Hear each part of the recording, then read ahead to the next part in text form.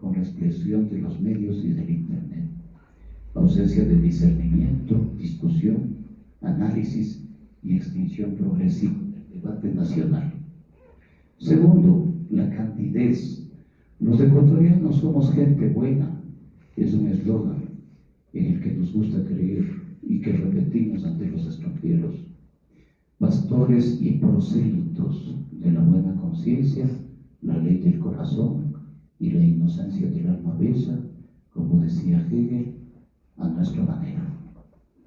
Jamás nos preguntamos por nuestra responsabilidad en aquello que creemos que nos pasa. Nos creemos víctimas del destino y de las fuerzas extrañas que nos acechan y de todo el mal que nos viene desde afuera. Ignorantes por conveniencia de nuestra ambivalencia afectiva frente a lo extranjero. Por un lado, adoración, sometimiento e identificación inmediata, y al mismo tiempo suspicacia y repudio de todo eso. Desmentimos esa dependencia de lo foráneo mediante nuestras patéticas protestas del nacionalismo y nuestra afición por el fútbol. Tercero, el espectáculo. Quedaron atrás los años gloriosos de las batallas de independencia, cuando nuestros antepasados fueron actores importantes de esos enfrentamientos. Hoy en día, desde el siglo XXI, y con la expresión de los medios de comunicación y las redes sociales, el Ecuador es una sociedad de espectadores morbosos y pródigos en comentarios banales e insultos anónimos. La famosa X, antes Twitter, reemplazó a paredes y murallas como papeles de canallas. Pero debemos distinguir entre la condición de actor, en tanto sujeto responsable de su palabra, deseo y acto, y aquella del actuador, quien no asume responsabilidad y más bien reacciona con agresión, ofensa, acusación y representación histriónica para evitar las consecuencias de poner en evidencia su deseo.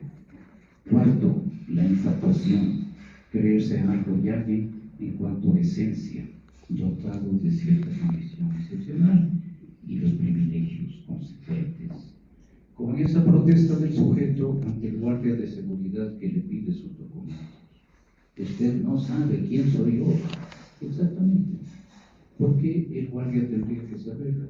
Si el mismo pobre diablo no sabe quién es, más allá de un apellido, un título profesional o un cargo en el gobierno de turno, una condición acomodada en la satisfacción consigo mismo y en la autocomplacencia, el irrespeto contumaz y cotidiano a los derechos del semejante y la vida de la comunidad, una posición que no admite crítica ni cuestionamiento, el autoerotismo nacional que circula por nuestras calles mirando la pantalla de su teléfono celular mientras conduce su vehículo.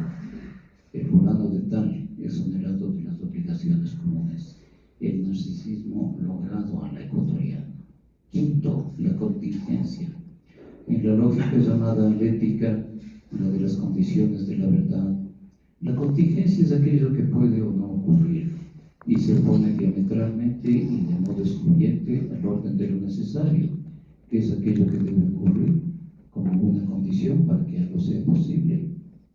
Vivimos en la lógica de lo contingente y eso implica la incapacidad de prevenir y evitar las catástrofes y la imposibilidad de construir lo necesario para eso. En la contingencia cristiana de los ecuatorianos es la expectativa confiada de que nada malo ocurrirá porque Dios proveerá. La lógica de los hechos consumados, la que espera las inundaciones y los derrumbes para tomar las medidas que permitan evitar. Vivir el día a día esperando desastres o milagros. Sexto, el par, novelería, guión, inercia. La novelería es el deslumbramiento ante lo que se presenta como nuevo, poniendo en ello expectativas desmesuradas de cambio. La inercia, en cambio, es tendencia al permanente retorno a un estado anterior o inicial, después de un aparente progreso o ligero movimiento. Aunque parecen contradictorias, novelería e inercia pueden coexistir en un mismo sujeto y en una misma población, como la ecuatoriana. Es la cíclica combinación entre la expectativa de cambios esfuerzo y el apego a los síntomas crónicos, aquellos de los que nos cuesta trabajo desprendernos.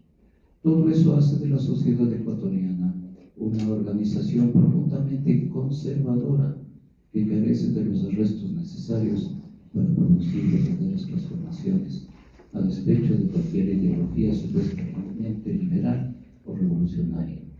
Séptimo, la corrupción. Finalmente, la pasión más arraigada y extendida de los ecuatorianos, en la que quien no cae resbala, ya sea como agente, intermediario, víctima, testigo, beneficiario o todas las anteriores, dependiendo de cada caso, y quien esté libre de culpa, puntos suspensivos. De todos modos, es un rasgo contingente, es decir, una predisposición que puede o no autorizar el paso al acto corrupto, dependiendo de las circunstancias y la variación estructural de cada sujeto. Pasión ligada a una histórica y ancestral recusación de la autoridad y a nuestra adoración al poder en esta sociedad, que quizás viene desde nuestra historia y el arraigo de la viveza criolla como compensación ante el colonizador. La colusión de estas 7 pasiones fundamentales, más las que se puedan añadir, determina nuestra propia actitud para la violencia, desde sus expresiones más cotidianas y aparentemente inocuas, como las que están presentes en el tráfico y cada día matan personas, hasta la violencia doméstica endémica en los hogares ecuatorianos. Una violencia, más allá de las apariencias, la inmediatez, quedarse en la superficie meramente descriptiva e imaginaria de los fenómenos de todo orden, que nos permite usarla como pantalla de proyección de nuestra verdad particular. Atrofia de la palabra, pereza de la lectura y agenesia de la escritura, más o menos a lo largo de nuestra historia personal y nacional. Dependencia de la imagen, aceptación pasiva de lo que ella nos propone, incrementada e irreversible hoy en día con la expresión de los medios y del Internet. Ausencia de discernimiento, discusión, análisis y extinción progresiva del debate nacional. Segundo, la candidez. Los ecuatorianos somos gente buena, es un eslogan en el que nos gusta creer y que repetimos ante los extranjeros. Pastores y prosélitos de la buena conciencia, la ley del corazón y la inocencia del alma bella, como decía Hegel, a nuestra manera. Jamás nos preguntamos por nuestra responsabilidad en aquello que creemos que nos pasa. Nos creemos víctimas del destino y de las fuerzas extrañas que nos acechan y de todo el mal que nos viene desde afuera. Ignorantes por conveniencia de nuestra ambivalencia afectiva frente a lo extranjero. Por un lado, adoración, sometimiento e identificación inmediata, y al mismo tiempo suspicacia y repudio de todo eso. Desmentimos esa dependencia de lo foráneo mediante nuestras patéticas protestas del nacionalismo y nuestra afición por el fútbol. Tercero, el espectáculo. Quedaron atrás los años gloriosos de las batallas de independencia, cuando nuestros antepasados fueron actores importantes de esos enfrentamientos. Hoy en día, desde el siglo XXI, y con la expresión de los medios de comunicación y las redes sociales, el Ecuador es una sociedad de espectadores morbosos y pródigos en comentarios banales, insultos anónimos. La famosa X, antes Twitter, reemplazó a paredes y murallas como papeles de canallas. Pero debemos distinguir entre la condición de actor, en tanto sujeto responsable de su palabra, deseo y acto, y aquella del actuador, quien no asume responsabilidad y más bien reacciona con agresión, ofensa, acusación y representación histriónica para evitar las consecuencias de poner en evidencia su deseo. Cuarto, la infatuación, creerse algo y alguien en cuanto a esencia, dotado de cierta condición excepcional y los privilegios consecuentes. Con esa protesta del sujeto ante el guardia de seguridad que le pide sus documentos.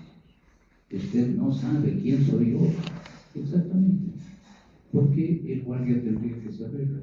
Si el mismo pobre diablo no sabe quién es, más allá de un apellido, un título profesional o un cargo en el gobierno de turno, una condición acomodada en la satisfacción consigo mismo y en la autocomplacencia, el irrespeto contumaz y cotidiano a los derechos del semejante y la vida de la comunidad, una posición que no admite crítica ni cuestionamiento, el autoerotismo nacional que circula por nuestras calles mirando la pantalla de su teléfono celular mientras conduce su vehículo. El fulano de tal, exonerado de las obligaciones comunes, el narcisismo logrado a la ecuatoriana. Quinto, la contingencia.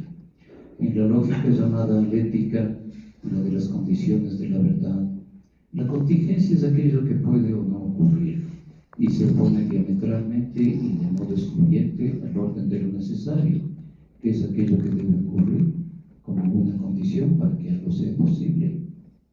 Vivimos en la lógica de lo contingente y eso implica la incapacidad de prevenir y evitar las catástrofes y la imposibilidad de construir lo necesario para eso.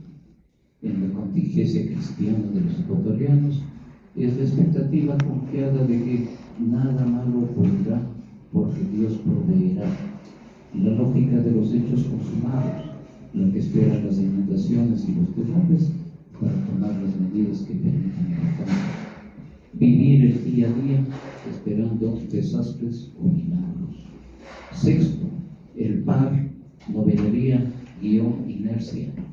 La novelería es el deslumbramiento ante lo que se presenta como nuevo, poniendo en ello expectativas desmesuradas de cambio.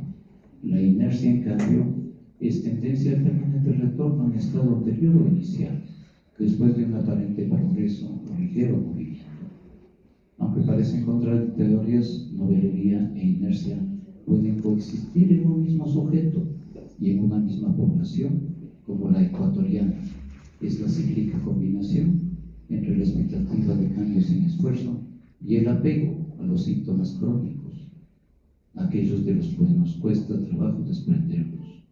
Todo eso hace de la sociedad ecuatoriana una organización profundamente conservadora que carece de los arrestos necesarios para producir verdaderas transformaciones, a despecho de cualquier ideología supuestamente liberal o revolucionaria. Séptimo, la corrupción. Finalmente, la pasión más arraigada y extendida de los ecuatorianos, en la que quien no cae resbala, ya sea como agente, intermediario, víctima, testigo, beneficiario o todas las anteriores, dependiendo de cada caso, y quien esté libre de culpa, puntos suspensivos. De todos modos, es un rasgo contingente, es decir, una predisposición que puede o no autorizar el paso al acto corrupto, dependiendo de las circunstancias y la organización estructural de cada sujeto. Pasión ligada a una histórica y ancestral recusación de la autoridad y a nuestra adoración al poder en esta sociedad. Se acercó un colega que era director de un hospital psiquiátrico y me dijo: oye, ¿qué les pasa a tus alumnos de la Católica que vienen a hacer la pasantía? Porque de entrada quieren que se les dé un consultorio con diván a cada uno, porque dicen que son psicoanalistas. No sé si todavía es así. Bueno, empecé a escribir este artículo hace 6 meses, en enero, por una sugerencia de Omar Alfredo Guerrero, nuestro colega de abecedario y de la RALI en París, quien nos pidió que escribamos algo sobre la situación de inseguridad y violencia en el Ecuador. Terminé de escribirlo el fin de semana pasado, lo leí, me tomó 44 minutos, así que lo recorté por la mitad y ya salió otra cosa, y por eso le cambié el título: La violencia nuestra de cada día.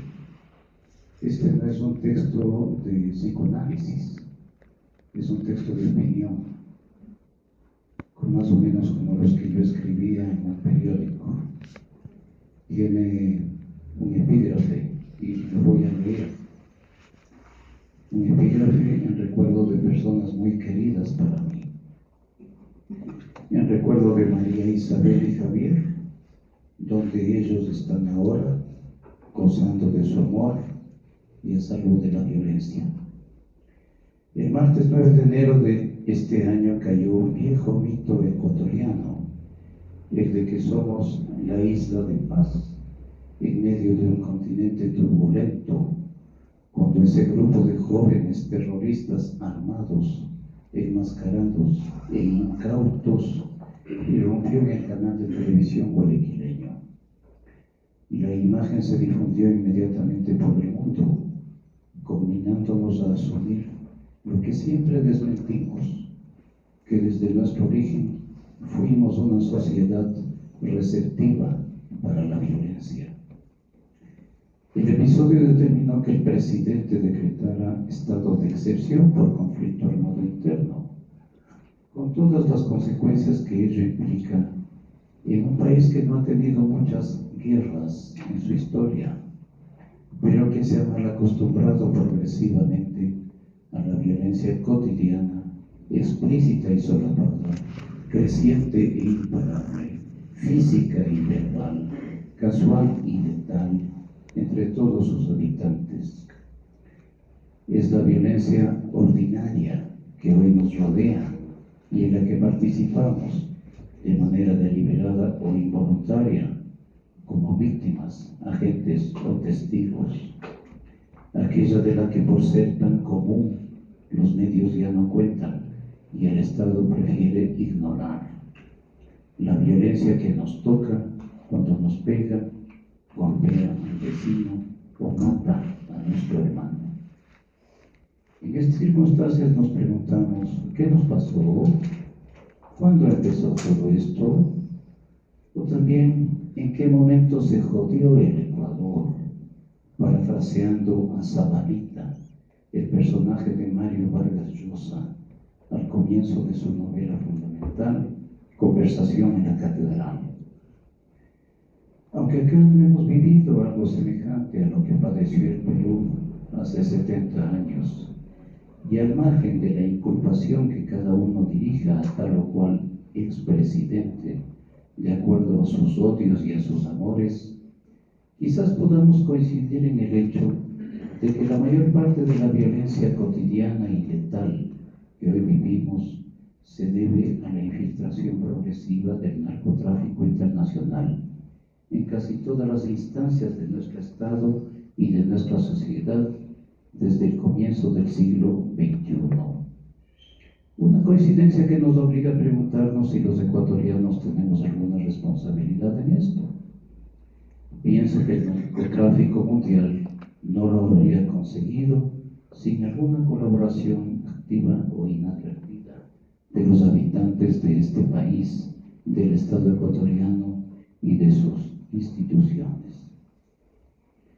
Pero ¿qué nos hizo aquiescentes a la invasión y al dominio de las grandes mafias mundiales? Debe ser algo que está en ciertos rasgos que más o menos compartimos en nuestra vida social, económica y política, y que van más allá de la pobreza mayoritaria de nuestra población, del desempleo y de la ingobernabilidad de nuestro país. Pensando en eso, recordé a Fernando Díaz Plaja, agudo y original historiador y sociólogo español, que en 1966 publicó su bestseller Los españoles y los 7 pecados capitales, un ocurrido y extenso estudio sobre las costumbres de su pueblo en relación con los pecados capitales del cristianismo: soberbia, avaricia, lujuria, ira, gula, envidia y pereza. No voy a proponer algo semejante en relación con nuestro país, y más bien hablaré de las 7 pasiones fundamentales de los ecuatorianos, que no son exactamente las 3 pasiones del ser de las que hablaba Jacques Lacan, aunque no las contradicen. Estas pasiones nos han convertido en cómplices y colaboradores involuntarios de la violencia que vivimos, por más fuerzas que creemos extranjeras. Y esa violencia extranjera se articula con la que siempre hemos practicado entre nosotros, de diversas maneras. Mi propuesta sobre estas pasiones fundamentales ecuatorianas es un efecto de mi vida, de mis relaciones, de mis amores, de mis odios, de mis pérdidas, de mi análisis y de mi trabajo clínico con otros. Asumo que otra persona podría tener una propuesta diferente, que es potente, que nos da una serie de herramientas que a veces los psicoanalistas las podemos deformar, malversar, rigidizar y limitarlas a no sé qué. Así es que vamos a pasarle la palabra a Iván. Habíamos anunciado como su tema, puede ser el hospital, o nos habló de un lugar de una fundación. Me quedó a mí la pregunta, de esas preguntas que son sin respuesta, para que cada quien armemos nuestra propia respuesta. ¿Cuándo es que podemos decir que hacemos realmente análisis? No siempre hacemos psicoanálisis, y eso no quiere decir que no hagamos psicoanálisis, porque hay toda una variante entre lo que podemos llamar un análisis ortodoxo, apegado a ciertas reglas, a ciertas indicaciones, o cuando nos permitimos, como nos ha dicho Andrea, explorar. Yo voy a llamar a lo suyo, Andrea, explorar en esos otros lugares cómo el psicoanálisis es capaz de operar. ¿Preguntas para Andrea? Sí, bueno, muchas gracias primero por la presentación. Justamente mi pregunta iba por ahí. Recuerdo que cuando salí del pregrado me preocupaba mucho saber si estoy haciendo psicoanálisis o no.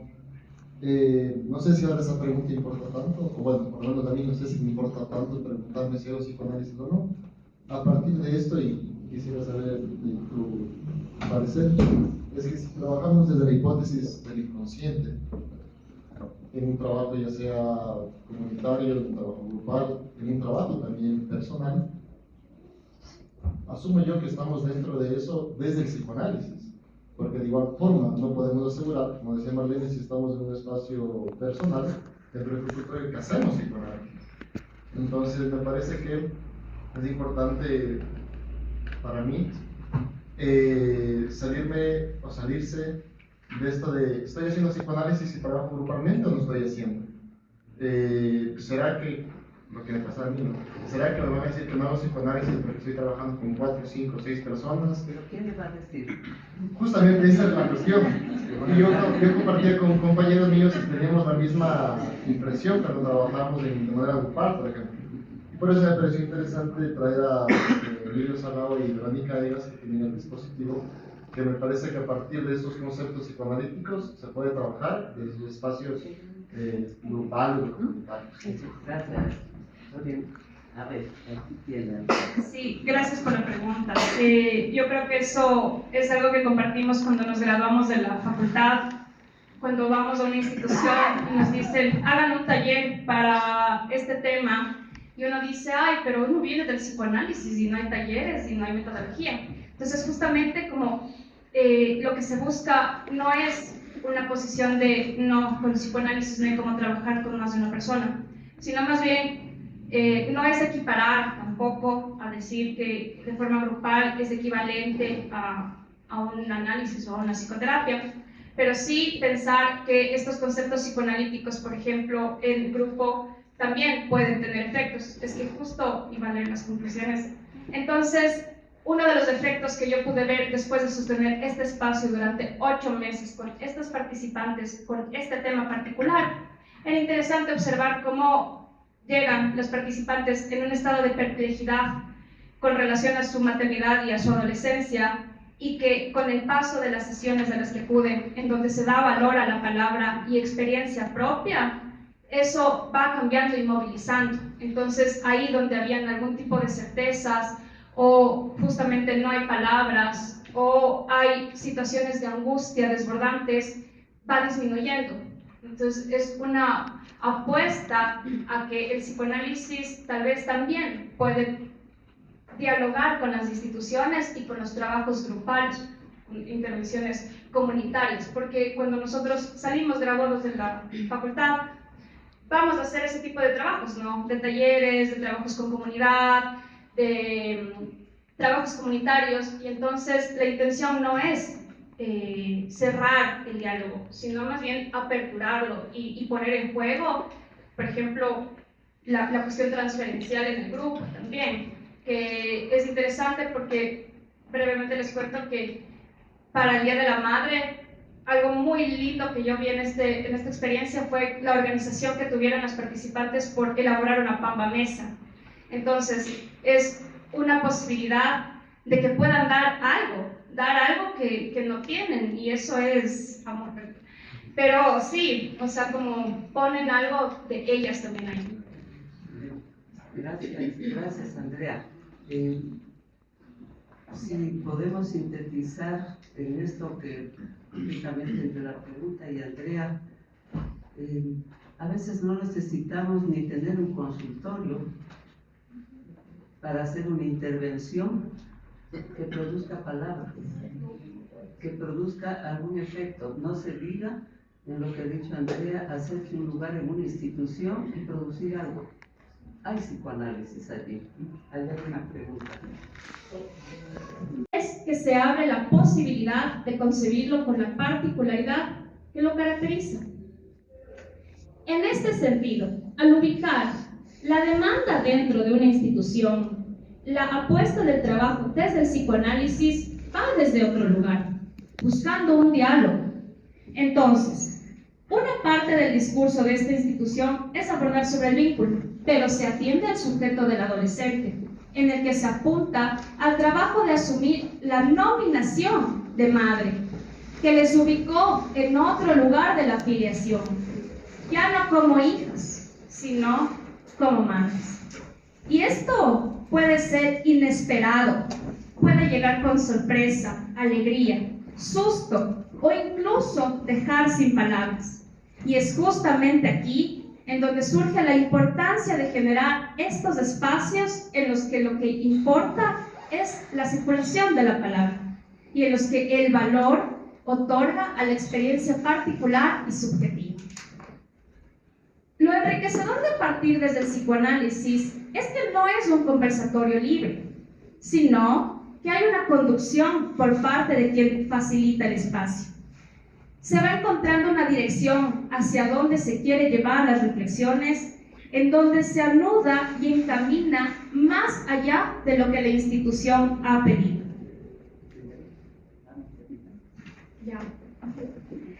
Las participantes ponen en juego las palabras y los significantes, pero la escucha de quien agencia el espacio, que guía y organiza, permite ubicar los lugares simbólicos. Es por esto que la diferencia apunta a un sujeto y no a un individuo o a una persona de la conducta. Entonces, con los diversos temas, cada una se sienta en la libertad de compartir su vivencia, sus pensamientos o sus ocurrencias. A veces es motivo de risas, pero otras veces son la oportunidad para expresar las angustias que acompañan esta labor.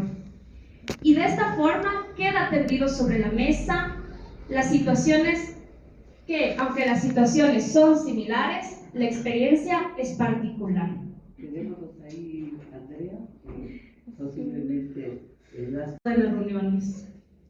Lo interesante del significante vínculo es que se abre la posibilidad de concebirlo con la particularidad que lo caracteriza. En este sentido, al ubicar la demanda dentro de una institución, la apuesta del trabajo desde el psicoanálisis va desde otro lugar, buscando un diálogo. Entonces, una parte del discurso de esta institución es abordar sobre el vínculo, pero se atiende al sujeto del adolescente, en el que se apunta al trabajo de asumir la nominación de madre, que les ubicó en otro lugar de la filiación, ya no como hijas, sino como madres. Y esto puede ser inesperado, puede llegar con sorpresa, alegría, susto o incluso dejar sin palabras. Y es justamente aquí en donde surge la importancia de generar estos espacios en los que lo que importa es la circulación de la palabra y en los que el valor otorga a la experiencia particular y subjetiva. Lo enriquecedor de partir desde el psicoanálisis es que no es un conversatorio libre, sino que hay una conducción por parte de quien facilita el espacio. Se va encontrando una dirección hacia donde se quiere llevar las reflexiones, en donde se anuda y encamina más allá de lo que la institución ha pedido.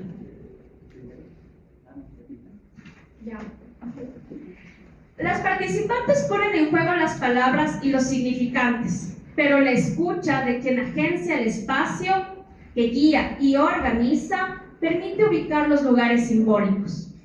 Es por esto que la diferencia apunta a un sujeto y no a un individuo o a una persona de la conducta. Entonces, con los diversos temas, cada una se sienta en la libertad de compartir su vivencia, sus pensamientos o sus ocurrencias. A veces es motivo de risas, pero otras veces son la oportunidad para expresar las angustias que acompañan esta labor. Y de esta forma queda tendido sobre la mesa las situaciones que, aunque las situaciones son similares, la experiencia es particular. Tenemos ahí, Andrea, posiblemente las